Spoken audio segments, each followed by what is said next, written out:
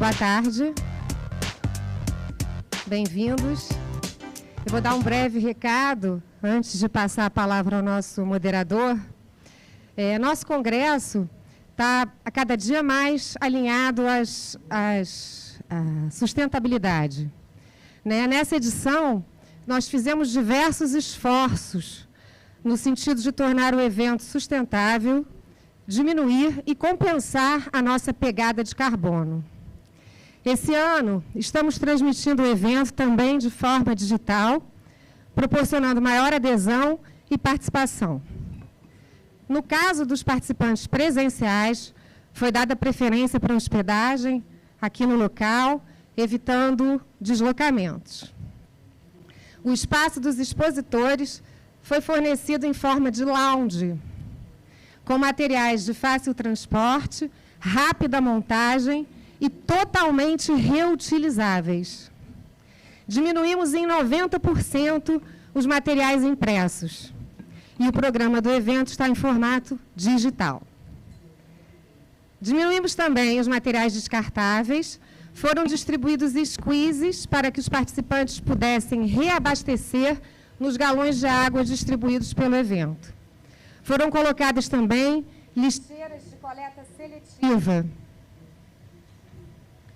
Além disso, nós estaremos, ao final do evento, coletando as credenciais. Então, eu, por favor, peço quem puder deixar as credenciais para que nós possamos reutilizá-las no próximo ano.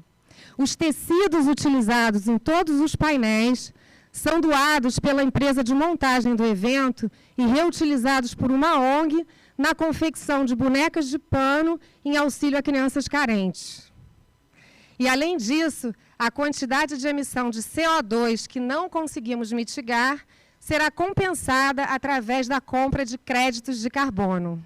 Então, é com muita alegria que a gente compartilha essas informações e que a gente pretende cada dia mais trazer o nosso congresso à atualidade, à necessidade das iniciativas ESG e de sustentabilidade. Obrigada pela atenção.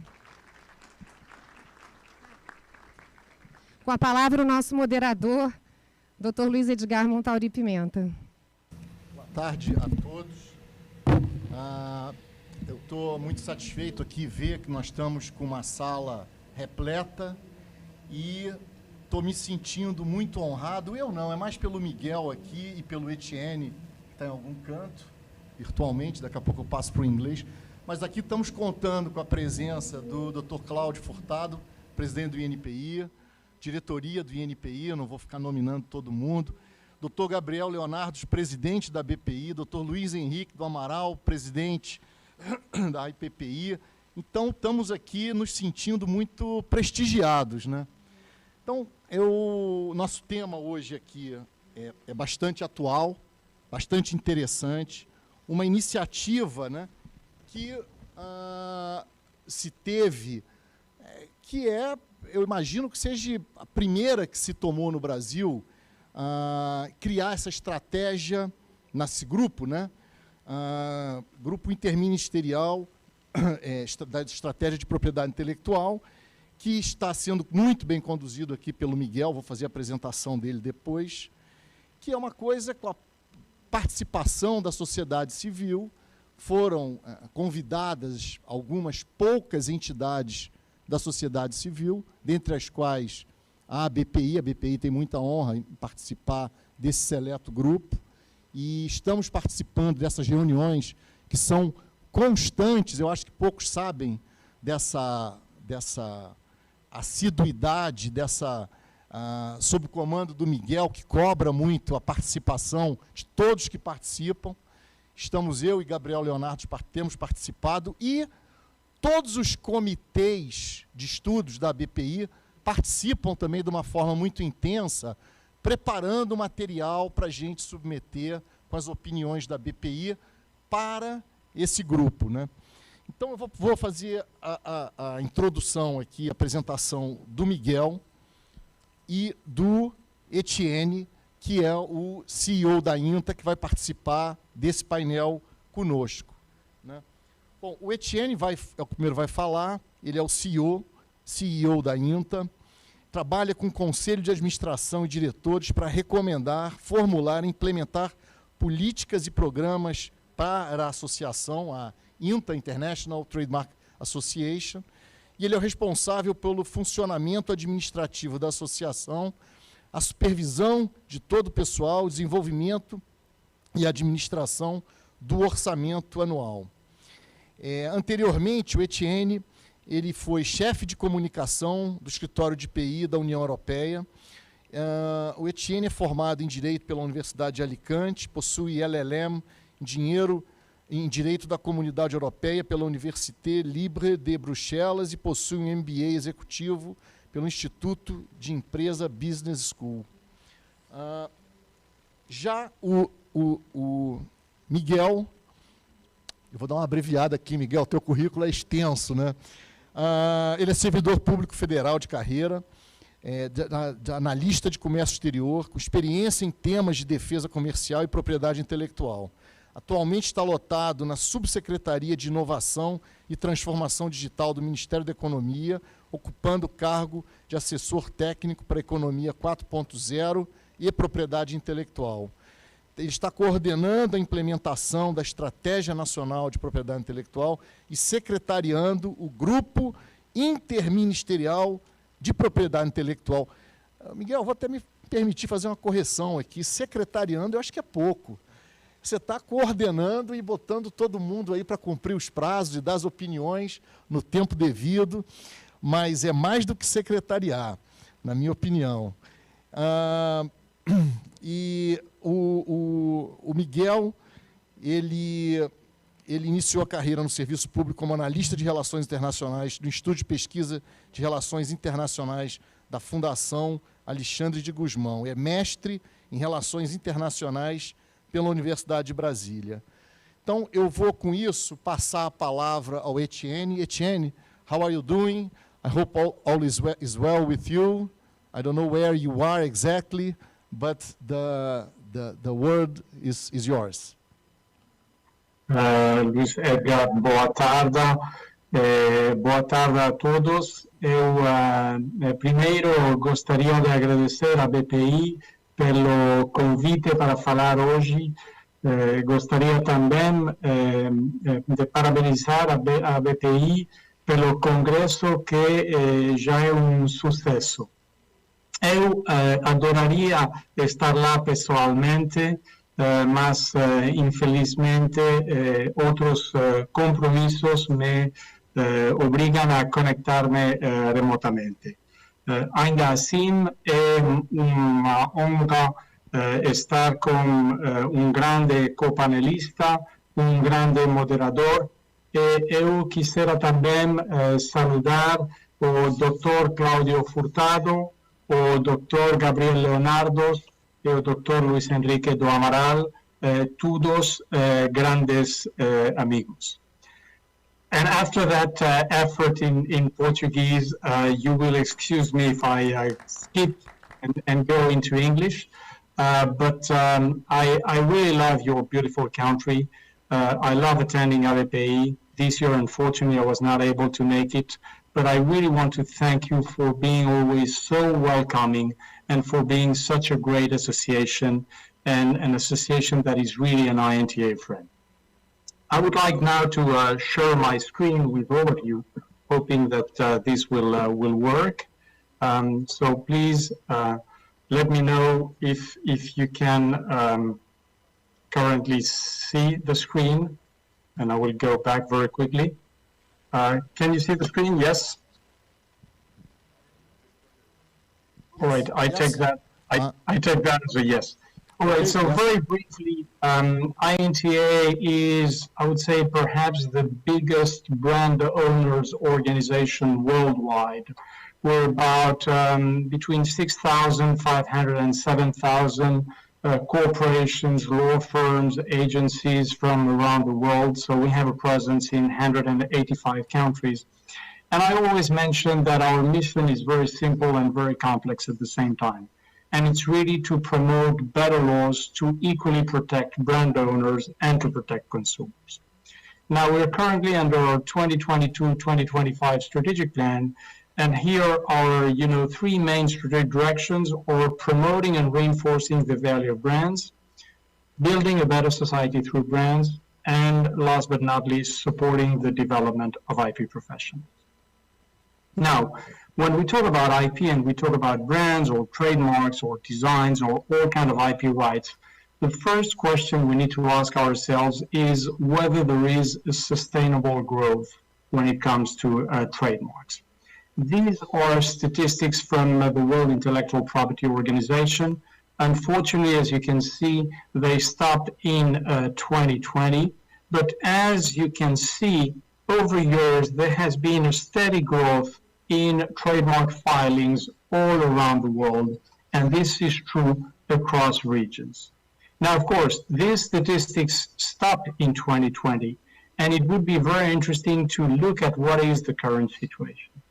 Well, the current situation is very similar to the crisis we saw a few years ago, which is there has been a decline in filings that took place, and little by little, this will come back.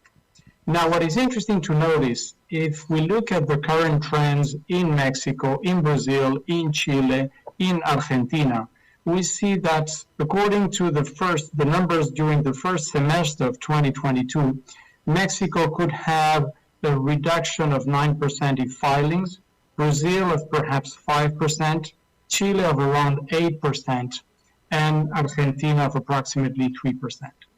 And that is consistent with the major economies. We're seeing a similar trend both in the US and in the European Union. The European Union is currently at a minus 11%, but like everything else in this crisis, we think it's something that is temporary. So when it comes to intellectual property and particularly trademarks and brands, which are the main priorities? Well, the first and foremost is to really recognize the value of trademarks and brands, because this is what is really relevant to businesses. So we need to, of course, foster effective laws and policies worldwide. We need to strengthen consumer trust and brand loyalty.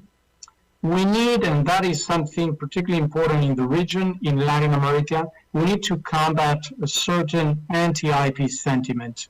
And last but not least, we need to demonstrate that IP is a very valuable intangible asset. Together with that, the second top priority, of course, is the harmonization of trademark and related rights. We talk here about international treaties such as Madrid, the Hague System, but we talk about other things as well. We talk about preliminary injunction. We talk about the recognition all around the world of non-traditional marks, even in some cases of service marks which are not yet recognized. And we also talk about unfair competition. Top policy priority number 3, of course, is counterfeiting. I will come back to it in a minute. We also need to look more and more at a phenomenon that started with tobacco and plain packaging, but has been expanding into a slippery slope affecting all industry sectors. And this is what we call brand restrictions. And last but not least, we need to look at internet governance and what is the future of it, particularly with the metaverses in plural. So counterfeiting, I will not really go into details, but here you have a slide which I think is quite interesting. According to OECD data from 2021, the value of counterfeited goods sold every year is between 1.7 to 4.5 trillion US dollars. And we know that this is particularly affecting industry sectors such as the footwear, clothing, articles of leather, but also electrical machinery, pharmaceuticals, and really all kind of industry sectors. The other phenomenon that we notice is that counterfeiters are very good professionals, unfortunately, and they take advantage of situations such as, COVID-19. At INTA, we're of course, working on this subject matter. We did produce an anti-counterfeiting benchmark report back in 2019. The new release will be presented sometime in 2023. And here a little kudos to the members of Latin America within the Anti-Counterfeiting Committee of INTA, the Latin America subcommittee is by far the largest, which shows, the importance of the issue. I was mentioning before brand restrictions. Here I'm bringing on screen a study that we performed in 2021, which is looking at brand restrictions perceptions by Gen Zers and millennials. And the purpose of this study, which is available on INTA's website, is really to look at how brand restrictions are really affecting consumer behavior. It is unclear that brand restrictions will refrain consumers from, making the right decisions, but it's definitely affecting them, their purchasing behavior. And that's a big concern to us. And it's very clear that removing the brand from the packaging of the product is not the only solution, and in most of the cases is not the right solution. I did mention before, of course, the expansion of the internet domain name system. And here, of course, we're talking about the WHOIS mechanism. We're talking about a further expansion of the GTLDs and the improvement of ICANN processes. And we're also talking about, the new policies for decentralized domains, and this is what blockchain is about. Just to give you an idea, in 1985, there were only 9 TLDs. Today, there are more than 1,500, probably there are more than 2,000, and this is not including the .brands. Just to give you an idea of the numbers, and of course, if we look into the metaverse, then we go into a completely, new world. What is happening with metaverses? And I talk about them in plural. We know that by nature, they're completely decentralized. They don't like any kind of regulation. There are as many as we might want.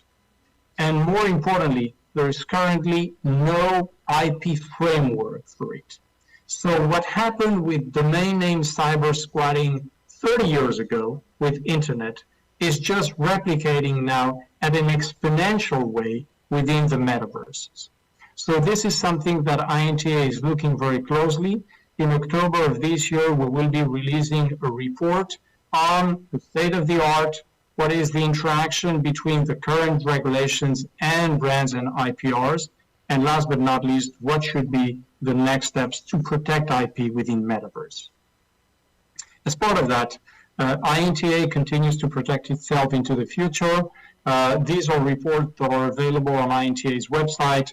And for those of you who didn't have a chance to look into those, we've been working with, heads of IP offices, with law firms from around the world, from in-house departments, to really look at what is the future of an IP office, what is the future of an IP law firm, what is the future of an in-house department. And we plan to continue doing so, looking at what is the future of the IP judiciary, what is the future of technology of the service of IP, with the intention of really looking at, the IP rights of the future. And last but not least, that might sound as science fiction to some of you, but not really. We've seen, commercial missions going to the moon, starting to think about going to Mars. So it's probably time to start thinking about what will be IP protection in the outer space. And that's exactly what INTA has been doing. We will be issuing a board report, white paper, in November of this year.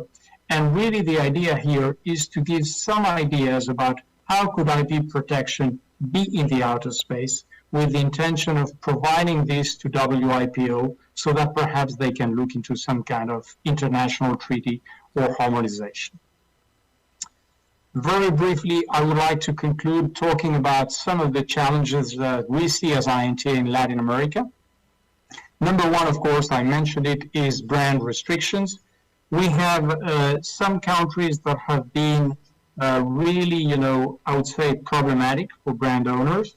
Chile, Argentina, Mexico to a certain extent. Now we're seeing some movements in the Dominican Republic, in Panama, that are really concerning. I would say in the case of Brazil, that hasn't been so much the case so far, but that is something that we always need to pay attention to. And it's very close to politics, unfortunately. So perhaps something that we can discuss later on. Number two, IP rights are at risk of losing their protection at a constitutional level. I don't know if many of you are familiar with that in the room, but there's been a recent, discussion to amend Chilean's constitution, and as part of that, IP rights would lose their kind of, protection at a constitutional level. Again, if that was finally to be, confirmed and voted by, the general opinion, that could be something that would expand to other countries in the region. Another issue to consider is that in some cases, there is some kind of outdated legislation. There might be some countries that are really advanced, but there might be others in the region which are definitely not. We see that there are no ex officio actions for seized goods at borders. There is lack of criminal action against counterfeits. There is lack of action or liability of service providers. But even in some countries, service marks are still not recognized, or there is no protection for non-traditional marks. And then, as I was mentioning before, the importance of counterfeits, one of the big issues is, of course, the disposal of counterfeited goods. Another big issue, of course, is the development of e-commerce. COVID-19 pandemic has definitely increased illicit trade, and this is something that is still not being properly tackled by our authorities. So with that, I know I've gone perhaps a little ahead of my time. I would like to thank you all for your attention. I'm very much looking forward to hearing the presentation from my co-panelist, Miguel, and we will enjoy, the discussion with all of you. Muito obrigado.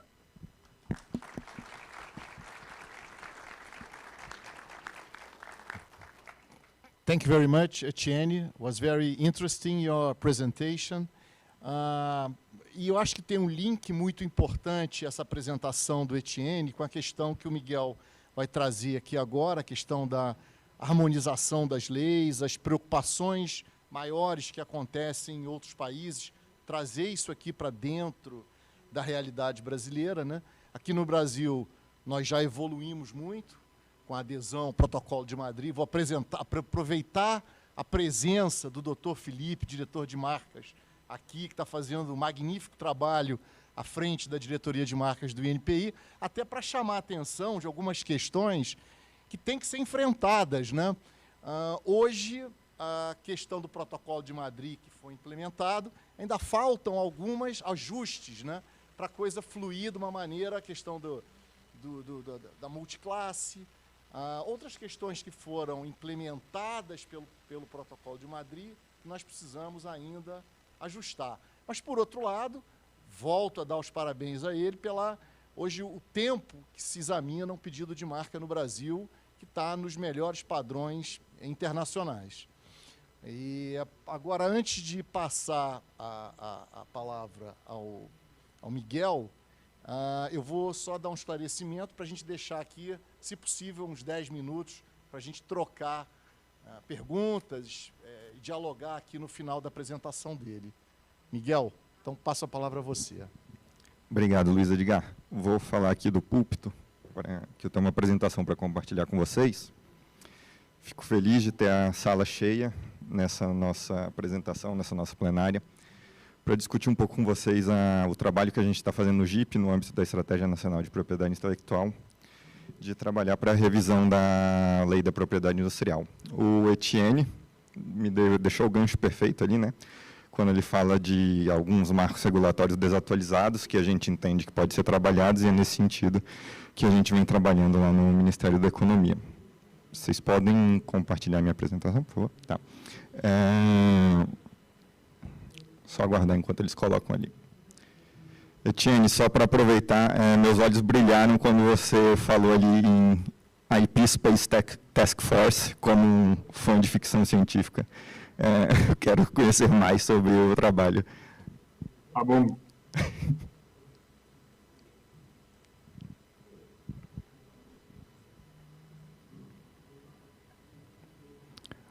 Obrigado. Então, como eu falei, o trabalho que está sendo conduzido no âmbito do GIP, que tem a responsabilidade de coordenar a implementação da Estratégia Nacional de Propriedade Intelectual, visa a revisar o marco regulatório da propriedade intelectual no Brasil. E nós temos algumas ações previstas no eixo 4 da estratégia que a gente considera que estão sendo endereçadas nesse trabalho do grupo técnico que foi instituído no GIP com essa finalidade. A gente tem previsto no GIP as seguintes ações: propiciar espaço para concertação entre diferentes atores em matéria de IPI, com a participação de agentes públicos e da sociedade civil, identificar as demandas de modernização de marcos legais e infralegais junto aos usuários do sistema, de forma a mapear gargalos e pontos críticos em matéria de propriedade intelectual, revisar e robustecer a legislação brasileira de indicações geográficas, e aprimorar e atualizar e elaborar um anteprojeto de lei de iniciativa do Poder Executivo para a reforma da Lei de Direitos Autorais. A gente tem essas ações previstas na estratégia que são muito bem delineadas e identificadas com esse objetivo de trabalhar a legislação de propriedade intelectual no Brasil. A Lei de Direitos Autorais, vou explicar ao longo da minha apresentação, ela não tem sido objeto de trabalho do grupo técnico do GIP, porque é um trabalho que já vinha sendo conduzido no âmbito da Secretaria Nacional de Direitos Autorais, no Ministério do Turismo, onde já foi feita uma consulta pública e eles estão avaliando o resultado da consulta pública para ser apresentado uma proposta de modernização dessa lei. A gente sabe que o marco regulatório da propriedade intelectual no Brasil, vocês são especialistas mais do que eu no assunto, ele é um tanto antigo, ele é da década de 1990, da internalização do Acordo TRIPS, e ele teve muito esse objetivo de harmonizar a legislação nacional ao padrão internacional que se estabelecia naquela época, né? Então, é por isso que a gente vê essa necessidade, é por isso que foi constituído no GIP um grupo técnico com essa finalidade, de avaliar o arcabouço normativo da propriedade intelectual para identificar pontos que necessitem de atualização. Esse grupo técnico do GIP, ele tem a vigência de 1 ano. Os grupos técnicos que são instituídos no âmbito de colegiados do governo federal, eles precisam ter um prazo definido de tempo de duração, e aqui a gente tem um prazo máximo de 1 ano. Então, ele vai se encerrar em 7 de março de 2023. Ao final desse prazo, a gente espera ter consolidadas propostas técnicas para modernização, atualização do nosso arcabouço normativo da propriedade intelectual. E o trabalho, como eu falei, tem sido muito concentrado na LPI, porque a LDA já vinha sendo trabalhada em outro âmbito. O grupo técnico ele foi constituído com esses 10 membros na sua resolução, a resolução GIP número 3, de 25 de fevereiro de 2022. Temos participando o Ministério da Economia, o Ministério da Agricultura, o Ministério da Ciência e Tecnologia, o INPI, a ABPI, a Bifina, o Grupo Farma Brasil, Fortec, a Ampei e a CropLife Brasil. No grupo técnico nós temos esses membros participando ativamente, o que não impede de ouvir outras instituições, outros especialistas na área para contribuírem para as discussões. E ele tem 4 produtos planejados como entrega do grupo técnico. Um levantamento preliminar de informações que foi feito, foram identificados pontos para revisão da legislação de propriedade industrial, da LPI, foram identificados projetos de lei que tramitam no Congresso que tangenciam nas questões de propriedade intelectual, e foram também feitos levantamentos de ações judiciais, tópicos que são objetos de ações judiciais com frequência no país. Um segundo produto foi organizar todo esse material levantado como uma forma de mapeamento de dispositivos que necessitam de revisão e eventual atualização. Com isso, o grupo técnico do GIP decidiu priorizar alguns dos temas que foram organizados no que nós chamamos de diálogos técnicos. Então, o grupo se reorganizou em 13 diálogos técnicos, onde nós temos uma participação ampliada, não estamos limitados aqui a esses 10 membros, para discussão de problemas regulatórios identificados e elaboração de propostas com sua devida fundamentação para uma eventual apresentação posteriormente ao grupo interministerial. Então, atualmente nós estamos nessa fase de discussões técnicas para elaboração de propostas de revisão normativa. E um produto final a ser apresentado pelo grupo técnico ao GIP é um relatório final de entregas, consolidando todas as propostas técnicas. Os dados levantados pelo grupo técnico, que são aqueles produtos 1 e 2 que eu mencionava, Nós temos aqui alguns dados para compartilhar com vocês. Nós tivemos números de propostas apresentadas para a revisão da LPI. Nós tivemos um número muito grande de marcas e patentes e desenhos industriais em seguida. Marcas e patentes são os temas que estão mais subdivididos em diálogos técnicos. Nós temos 4 diálogos técnicos para temas de patentes, 3 para marcas, e temos também 3 diálogos técnicos para as questões de contratos. Os outros temas, desenhos industriais, ele tem um diálogo específico, indicações geográficas também, e ainda temos um diálogo específico para tratar de outras disposições da LPI. No levantamento de ações judiciais, temas identificados em ações judiciais, nós tivemos uma grande número de ações identificadas que são recentes, né, derivadas aí da revogação do parágrafo único do artigo 40. Com relação ao prazo de vigência das patentes, tivemos também questões levantadas antigas, até de patentes mailbox, patentes pipeline, algumas questões sobre patenteabilidade e também emenda e divisão de pedidos. Sobre projetos de lei identificados no Congresso, a gente teve ali um número muito grande de projetos de lei que tocam em temas de pesquisa, desenvolvimento e inovação. Mas nos temas de propriedade industrial especificamente, os projetos de lei que versam sobre patentes são os que apresentaram o maior número de propostas identificadas. E agora que eu vou dar uma visão abrangente e resumida dos diálogos técnicos que foram constituídos para discutir eventuais propostas de revisão da LPI. Nos diálogos de patentes, nós tivemos esses temas identificados aqui no gráfico que vocês observam, um número muito grande de questões identificadas sobre patenteabilidade, divisão de pedidos, emendas a pedidos e prazo de vigência. Foi com base nesses resultados que a gente decidiu organizar esses diálogos técnicos. O primeiro para discutir os temas de patenteabilidade, sendo coordenado pelo INPI, pela minha colega Cláudia, que está aqui na frente. Um segundo grupo de patentes dedicado a discutir os temas de certificado de adição, divisão de pedidos e emendas a pedidos, que está sendo co-coordenado pela Farma Brasil e pela CropLife Brasil. Um diálogo técnico chamado Patentes 3, dedicado à questão do prazo de vigência das patentes e à questão da compensação por atrasos na concessão de patentes, pelo INPI, que está sendo coordenado pelo Ministério da Economia, eu que estou coordenando esse grupo, pessoalmente, e o Patentes 4, dedicado a questões de estímulos ao patenteamento, como estimular medidas regulatórias que possam estimular o patenteamento no Brasil, que está sendo coordenado pela BPI e pelo Fortec. Nos temas de contratos, como eu falei, nós temos 3 diálogos técnicos também. O primeiro dele é dedicado à discussão da questão do registro e averbação dos contratos, no INPI, que está sendo coordenado pelo próprio INPI.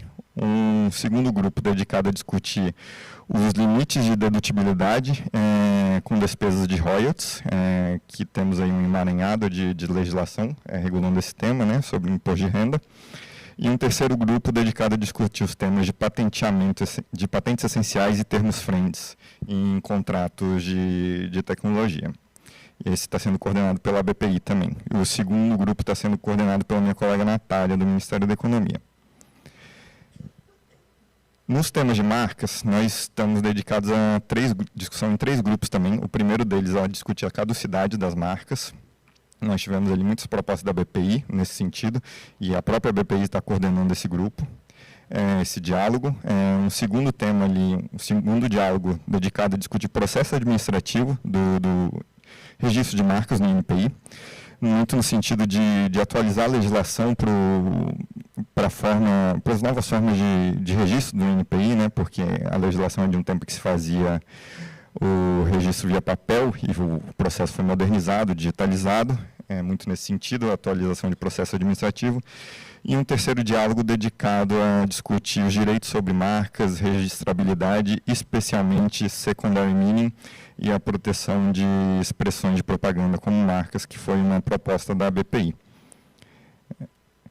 Em desenhos industriais, nós temos um diálogo técnico apenas, mas dedicado a 3 temas, a discussão, que também ali, sempre vocês podem ver que as prioridades, elas refletem muito os gráficos contidos ali, foram os temas que foram mais frequentemente identificados, levantados por aquele grupo técnico no trabalho prévio que nós fizemos. E o diálogo de desenhos industriais tem se dedicado a discutir questões de divisão de pedidos, o registro de pedidos divididos de desenhos, a registrabilidade e condições para o registro. Esse diálogo está sendo coordenado pelo INPI e pelo ANPI. Em indicações geográficas, e aqui um comentário sobre indicações geográficas, é um trabalho muito amplo que está sendo feito, porque além desse diálogo técnico no âmbito do GT de revisão do arcabouço normativo, para indicações geográficas, discutindo temas de definição do que é uma indicação de procedência, do que é uma denominação de origem, condições para seu registro, uso da indicação geográfica como ingrediente em outros produtos, caducidade da indicação geográfica. A gente ainda tem um outro grupo técnico no GIP dedicado a discutir questões de controle e rastreabilidade das indicações geográficas. A gente tem um arcabouço normativo muito sucinto para as indicações geográficas na LPI, e há um entendimento ali de que vários temas precisam ser melhor regulados e previstos na legislação para trazer mais segurança aos titulares do direito. Esse tema aqui está sendo coordenado pelo INPI e pelo Ministério da Agricultura. Assim como o grupo técnico de indicação geográfica que eu comentei, está sendo coordenado também pelo Ministério da Agricultura. E no diálogo técnico de outras disposições da LPI, nós estamos discutindo esses seguintes temas: manifestações, recursos, prazos, pagamentos, arquivamentos. Aqui são muitas questões trazidas pelos alguns dos usuários do sistema de IPI, principalmente algumas ICTs públicas, que muitas vezes possuem mais dificuldade em cumprir com os prazos previstos na LPI, certo? Então, alguns deles entendem que poderia haver algumas possibilidades de mais manifestações e mais prazo para respostas. Então, é uma discussão trazida nesse sentido, e esse diálogo está sendo coordenado pela BPI. E cada diálogo desse vai ter que apresentar, ao final dos trabalhos, um relatório contendo os seguintes pontos previstos no roteiro de trabalho que a gente propôs aos coordenadores de cada diálogo. Deve ser identificado um problema regulatório, no sentido de... esse roteiro é muito baseado na análise de impacto regulatório, que se tornou uma obrigação para o governo federal, certo? Antes de realizar qualquer alteração legislativa. Não constitui em si uma avaliação de impacto regulatório, uma AIR, mas seria uma base para a gente já partir para fazer uma construção nesse sentido. Então, a gente vai prever, identificar um problema regulatório que precisa ser resolvido, os principais agentes econômicos impactados por esse problema, os órgãos da administração pública que são afetados por esse problema, uma apresentação da proposta em si, sua fundamentação com fatos e dados, um benchmarking internacional sobre as melhores práticas adotadas nessas questões. E então chegamos a um resultado, se é possível chegar a um consenso, uma proposta de consenso, se há divergências, explicar quais são as divergências e no final dos trabalhos propor tecnicamente uma proposta de atualização para a solução daquele problema identificado inicialmente. E é nesse sentido que nós temos trabalhado nos diálogos técnicos do GIP, que fazem parte desse grupo técnico que eu citei inicialmente, que tem a finalidade de avaliar o arcabouço normativo da propriedade intelectual. Vejo vários colegas aqui que têm participado ativamente desses diálogos, e agradeço a participação de vocês, e eu sei como tem sido trabalhoso, mas acredito que tem sido um processo construtivo e uma boa experiência para todos nós. Obrigado.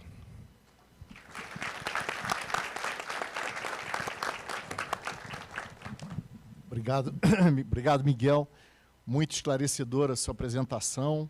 Eu acho que é uma oportunidade única que a gente tem em trazer os problemas que nós, sobretudo aqui na BPI, vivenciamos no dia a dia, levar isso para o governo nesse planejamento de possíveis mudanças, né?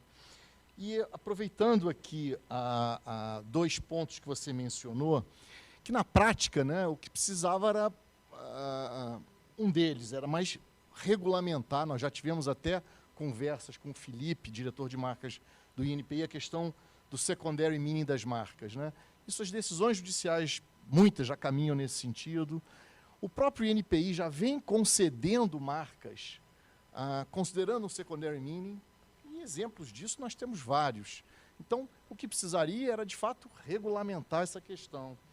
O outro ponto, que eu acho também importante, que a BPI trouxe também, que são a falta do registro das expressões de propaganda, né? Hoje, determinadas marcas são registradas, ou negados o registro delas, por serem consideradas expressões de propaganda. E, às vezes, é uma expressão, às vezes é uma única palavra.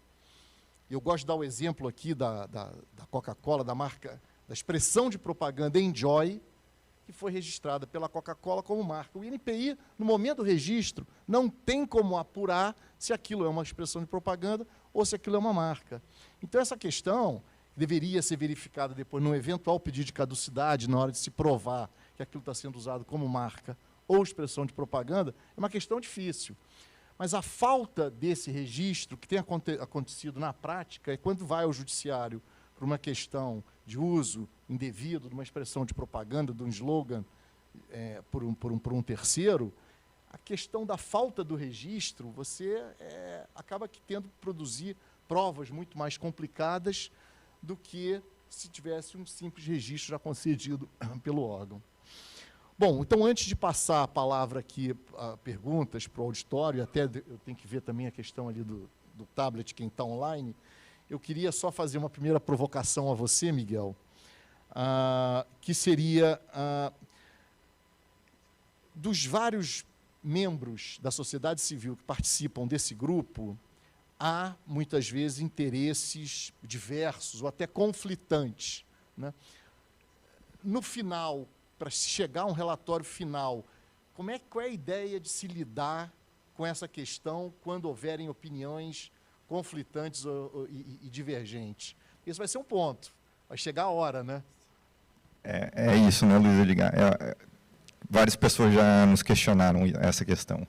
E eu acho que faz parte do processo e a gente está prevendo que não vai ser possível, em alguns casos, alcançar um consenso e propostas únicas de solução, porque tem grupos de interesse divergentes representados ali nos debates. Então, o que a gente está estimulando e está prevendo é que se busque o consenso, mas que, quando não for possível, a gente tenha tudo fundamentado, as posições divergentes, e sejam apresentadas propostas em direções diferentes, alternativas, com suas devidas fundamentações técnicas, para que isso possa ser avaliado futuramente e venha a constituir mesmo subsídios técnicos para uma decisão governamental futura, ainda que não seja imediata, num futuro de curto prazo. Isso vai ficar registrado no governo para discussões de longo prazo, para revisão do nosso arcabouço normativo da propriedade intelectual. Então, mesmo nos casos onde a gente não alcançar um consenso, que eu acho que nos grupos de patente isso é muito claro que vai ser difícil, eu acho o resultado é muito importante para a gente robustecer o cabedal de discussões ali sobre o tema. Obrigado, Miguel. And Etienne, taking the advantage of having here with us the Presidente Furtado, and also our Director of Trademarks, Felipe, what would you say that would be an issue of major concern under an international point of view in relation to trademarks in Brazil?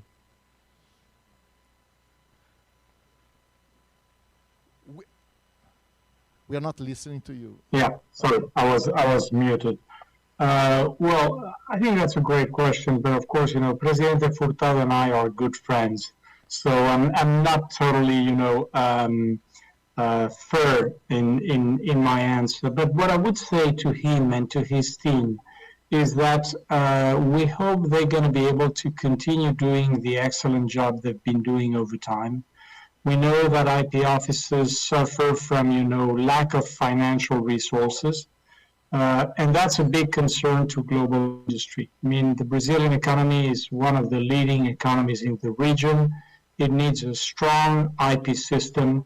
It needs a strong IP office where, there is consistency in decision-taking, there is certainty for brand owners and for the professionals, because, many of you are IP professionals representing brand owners, and sometimes it's difficult to explain why a case is taking so much time, why there is lack of consistency in decision-taking.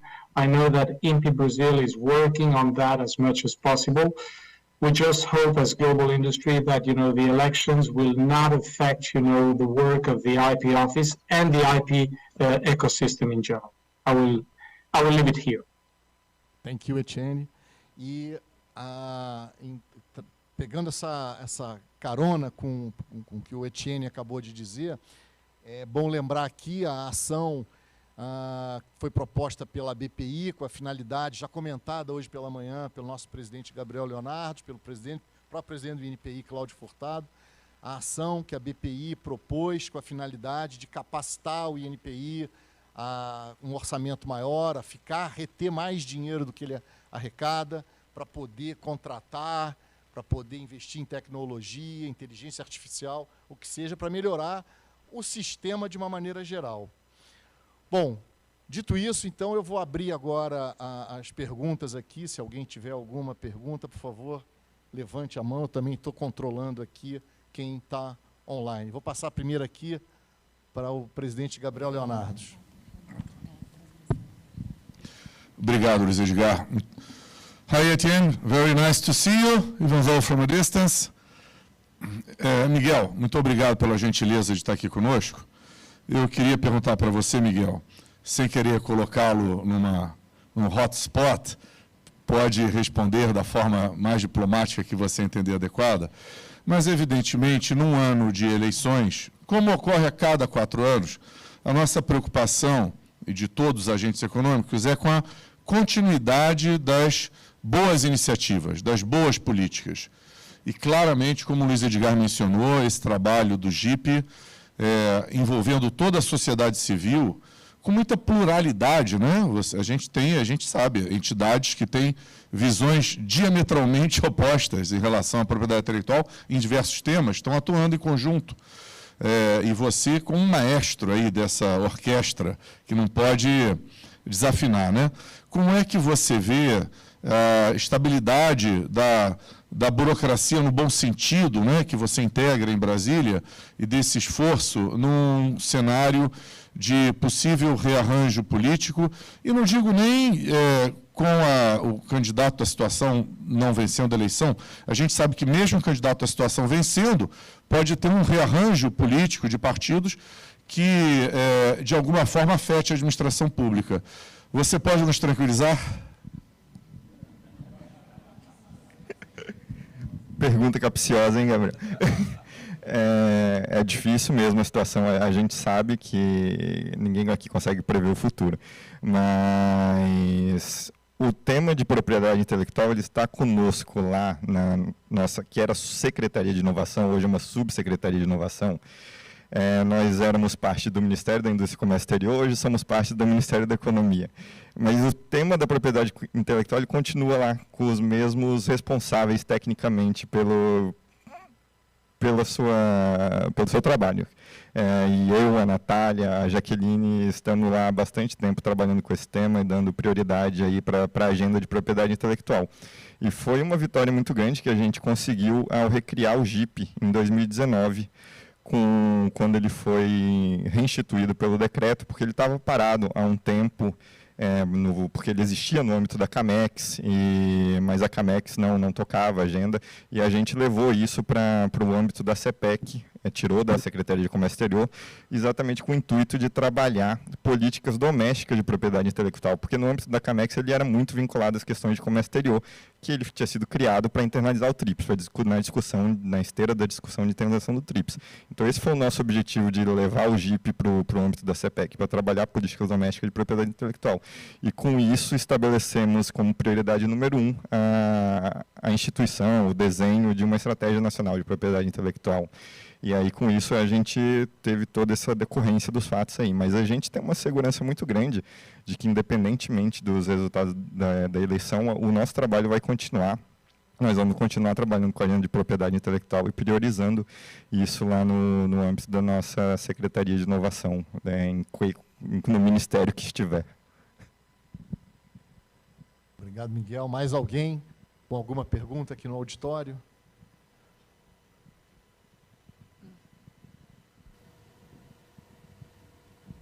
Olá, Miguel. Pergunto para você. Boa tarde, Henry Suzuki aqui. Acho que grande parte dos colegas que me conhecem do ecossistema de inovação, propriedade intelectual também. Miguel, primeiro parabéns, né, em nome de vários colegas aqui pelo trabalho que tem sendo feito. De fato, uma inclusão muito grande.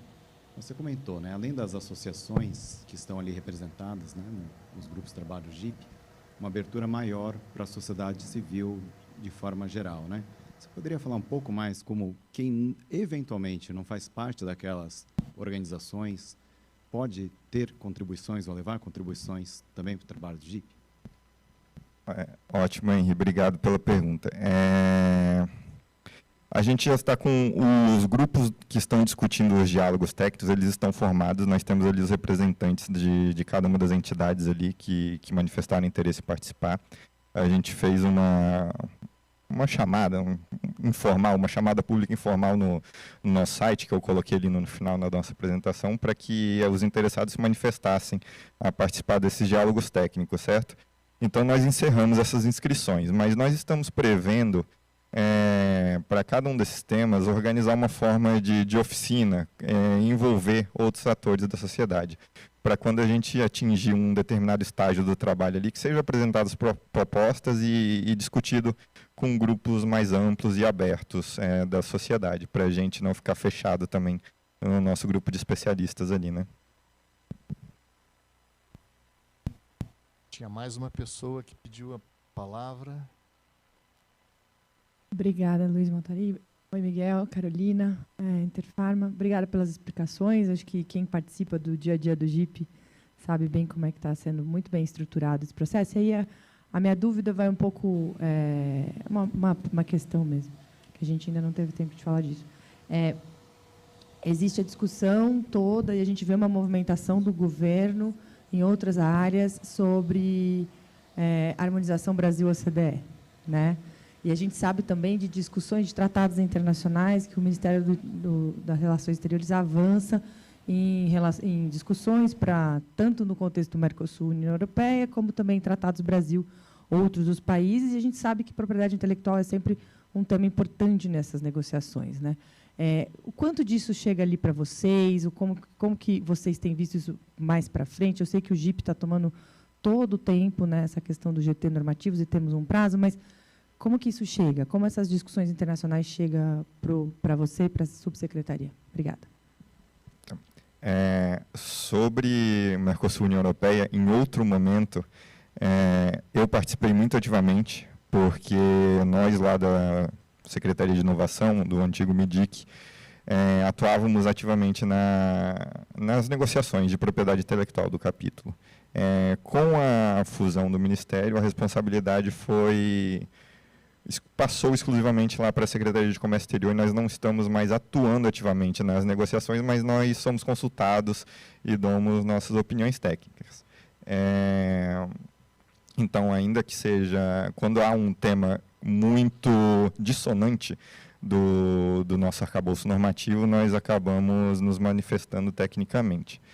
Em outros acordos que foram fechados agora, como, por exemplo, o Mercosul-Singapura ou Mercosul-Canadá, que está sendo negociado ainda, certo? Sobre a OCDE, também chegam consultas a nós não estamos sendo tão ativos nesse processo, mas nós também não identificamos muitas questões relativas à propriedade intelectual e nenhuma recomendação legal da OCDE especificamente sobre propriedade intelectual. Se vocês conhecerem alguma, eu até peço que me informem, porque nós não identificamos. O que nós identificamos na OCDE foram muito mais recomendações preocupadas com questões de concorrência em propriedade intelectual do que especificamente sobre proteção dos direitos de propriedade intelectual. Miguel. Eu tenho mais uma pergunta, vai ter que ser a última, porque nós já estamos aqui com nosso tempo encerrado, mas, por favor, vou pedir brevidade e também na resposta. Já não me lembro mais quem era. Então era a mesma pergunta. Então, acho que a gente já pode dar o painel aqui por encerrado, agradecendo aí a participação. Thank you very much, Etienne. Obrigado, Miguel. Obrigado. E obrigado a todos por terem comparecido aqui a esse debate interessante. Boa tarde. Boa tarde.